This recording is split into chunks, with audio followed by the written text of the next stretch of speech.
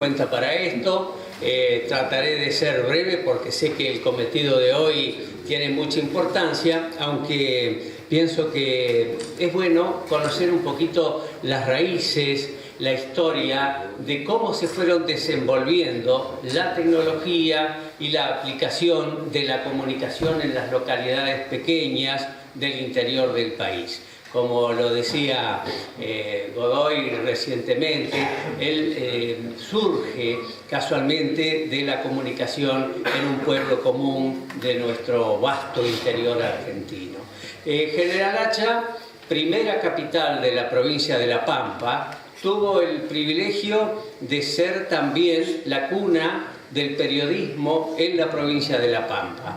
El propio fundador de la ciudad, el general Campos, entonces coronel, se encargó de traer a la localidad incipiente, un poblado desparramado en el medio del Caldenar, la primera máquina imprenta, una vieja Minerva, a pedal funcionaba, en el pueblo había electricidad y con eso imprimieron el primer periódico, casualmente aquí en General Hacha, se llamaba El Obrero de La Pampa, 1885. Todavía está en pie en la casa donde funcionó esa imprenta. Es la calle General Roca, cerca del hogar de ancianos, después de la sala velatoria. Todavía existe ese edificio. Allí funcionó. Y casi simultáneamente surge la competencia, como siempre. Otro periódico también se instala en General Hacha y se llamó en principio Pampa Central, que fue el que se sucedió después por algunos cambios de la familia propietaria como el diario La Capital, que se lo considera el decano del periodismo en La Pampa, la capital, porque fue el que tuvo más larga trayectoria. Fíjense que desde 1886 hasta el 1987 estuvo funcionando y entregando a diario sus ejemplares. Casualmente me tocó ser el representante, el corresponsal aquí en General Hacha durante casi 25 años. El diario, bueno, que tuvo sus raíces en Hacha, pero que como tantas otras cosas, cuando Hacha dejó de ser la capital de la provincia, por manejos que no viene comentar en este momento, también el diario La Capital se traslada a Santa Rosa, en la sede de las autoridades. Entonces, después de ese vaciamiento, digamos, producto del traslado de la capital, Hacha queda bastante huérfana de medios de comunicación, pero siempre había algún entusiasta, algún grupo que se reunía por las noches y con alguna maquinita lograba imprimir alguna hoja, algún periódico que salía de vez en cuando. Eso incluso ponían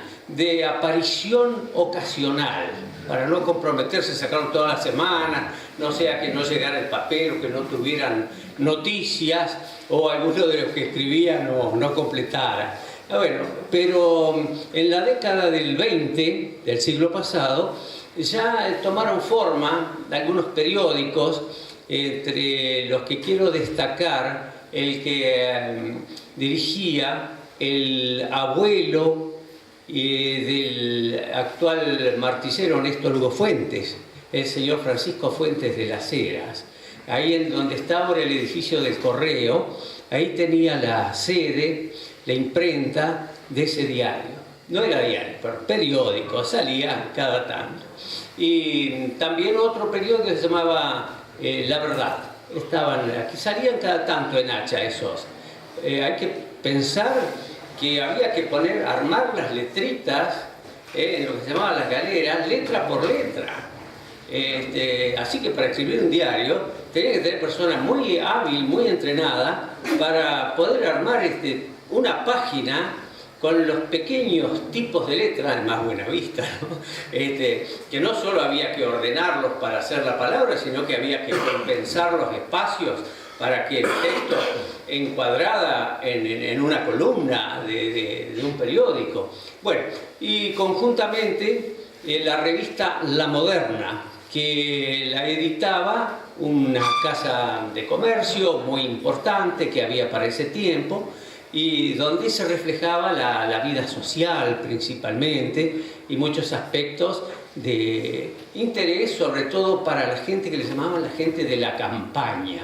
La campaña le decían al que vivía en el campo, que tenía su casa, sus hijos, todo, y cada tanto un camión de lo que se llamaba el camión del correo les llevaba, junto con la mercadería, la galleta, los fideos, las papas, un ejemplar de la revista La Moderna. Y entonces allí en los campos, eso era casi el material de lectura actualizado. Y ahí se enteraban lo que pasaba en el pueblo, incluso algunos chismes también, porque había algunos escritores que tenían un poquito de picardía y hasta a veces provocaban alguna contingencia entre algunas parejas o noviazgos, bueno, cosas de los pueblos que le daban pintoresquismo y color a esa publicación. Está, creo, la colección completa en la Biblioteca Popular, de manera que los que les interese esto lo pueden consultar y se llevarán una sorpresa, ¿no? Por ese tipo de redacción tan perfumada, incluso a los ojos de hoy, digamos que era hasta un poco racista, porque era propio de la época, no hay que juzgar a veces los contenidos filosóficos o políticos con los ojos de hoy en día. Hay que ver cómo miraba el mundo la población por aquellos años. Bueno, dicho esto de los temas escritos, que después tuvieron algunos atisbos con el periódico El Ranquelino, que fundó don Francisco Alcántara, tuvo poca duración por cuestiones de que no había una imprenta para hacerlo en hacha, y un caso notable fue Nuevo Rumbo. Nuevo Rumbo fue un diario, se tomó el trabajo. Bueno, debo reconocer a Hugo Sabarot, que muchos lo recordarán porque fue un periodista, locutor, creo que todavía está en actividad. Él tuvo ese entusiasmo y se hacía mimeógrafo, que era un aparato que tenía un tambor con tinta y se le ponían unas hojas de un papel encerado. La cera se picaba con una máquina de escribir sin la cinta, pelada, entonces iba comiendo la cera y dejaba ahí permeable a la tinta, después tenía un mecanismo que pasaba. ¿Se imaginan escribir a ciegas? Porque no se veía lo que uno estaba escribiendo, hasta que no estaba impreso no veías lo que habías escrito. Incluso con una virome vieja que no le anduviera la tinta, se hacían dibujos y se representaba la parte gráfica de algunos acontecimientos. Hay que ver ahí algunos pseudoartistas, creo que hay algunos ejemplares, lindo para verlo, los que tienen espíritu de pionero. Conjuntamente aparecen como medio de comunicación las propaladoras. Las propaladoras, bueno, no sé si todos sabrán de qué se trataba.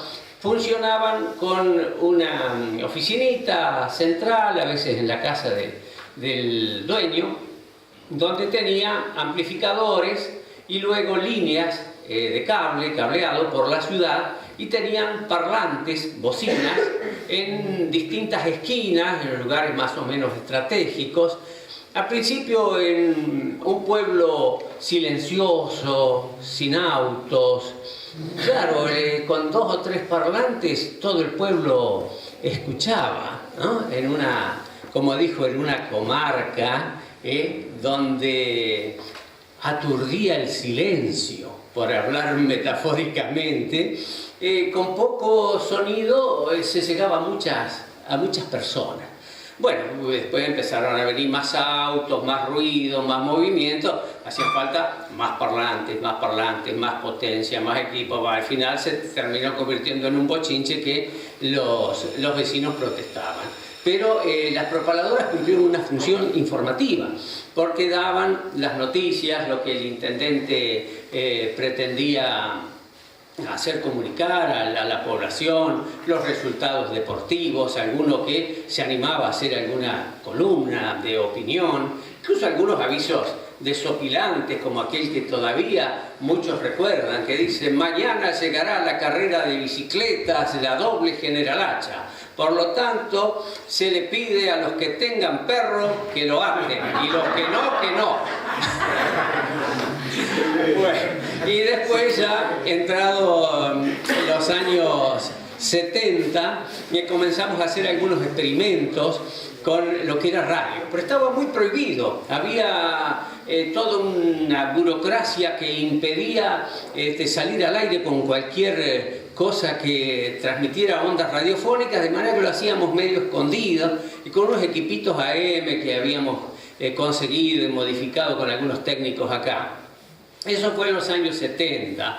Después, los años 80, ya empieza el tema de las FM, la frecuencia modulada, pero claro, tropezamos con el tema de que no había elementos, había que hacer, hicimos todo a pulmón, aquí en General Hacha, con Marcelo Verali, Gonzalo Gil, algunos los conocerán, y hasta las caseteras las armamos en Hacha.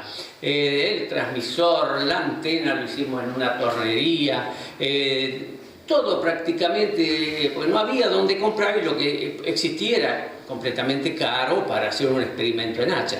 Pero así dimos los primeros pasos con las radios FM, tropezando con otro inconveniente.